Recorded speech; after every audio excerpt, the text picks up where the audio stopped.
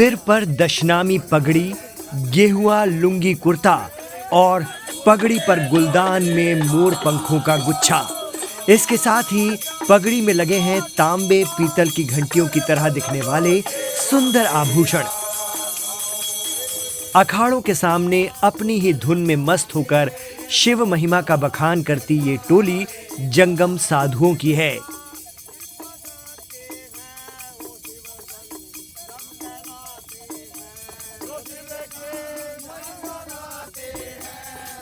Live Hindustan जब इनसे बात करने पहुंचा तो ये एक अखाड़े के सामने अपनी प्रस्तुति दे रहे थे।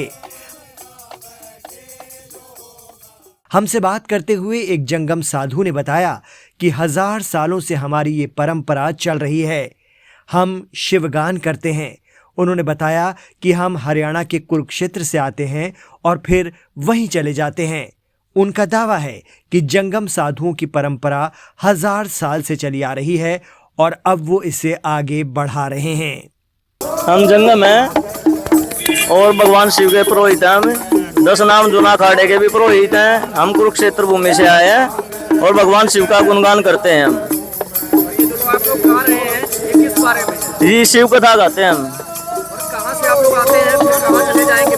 हम कुरुक्षेत्र से आते हैं, वापस कुरुक्षेत्र चले जाते हैं। क्या क्या और कथाएं जो आप सुनाते हैं? ये माता पार्वती के जन्म से लेके जिस टाइम भगवान शिव प्रणा के अमरनाथ में गए थे वहाँ तक ये कथा सुनाते हैं हम। क्या अखाड़ों से जुड़ी भी कोई कहानी आप लोग सुनाते हैं? नहीं।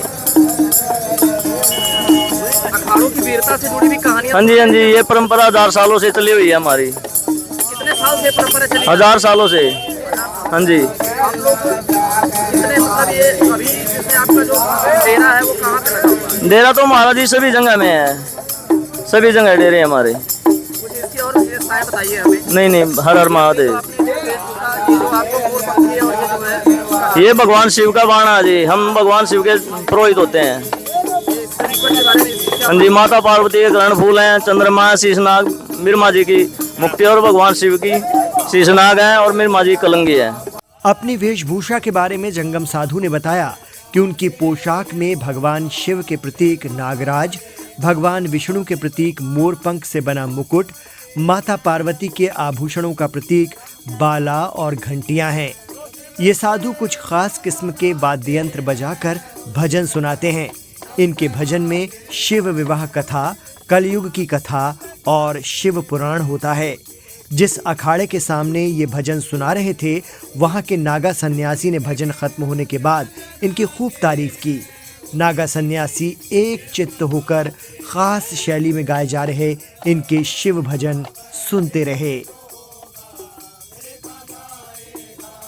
जंगम साधुओं का मानना है कि वो भगवान शिव के पुरोहित हैं। इसके अलावा वो दशनाम जूना अखाड़े के भी पुरोहित हैं। जंगम साधुओं का संबंध ब्राह्मण वंश से है।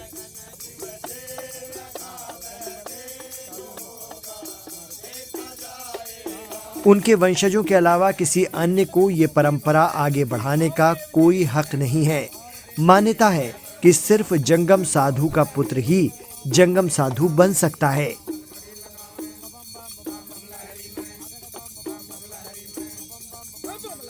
हर पीढ़ी में जंगम परिवार में से एक सदस्य साधु बनता है। इस परंपरा का निर्वाह सदियों से किया जा रहा है। किसी अन्य को इस परंपरा में आने की मनाही है।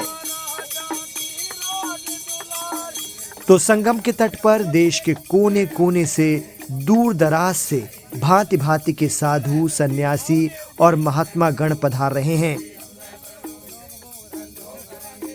जो विभिन्न प्रकार से अपनी तपस्या और साधना को अंजाम दे रहे हैं। महाकुंभ 13 जनवरी से शुरू होगा।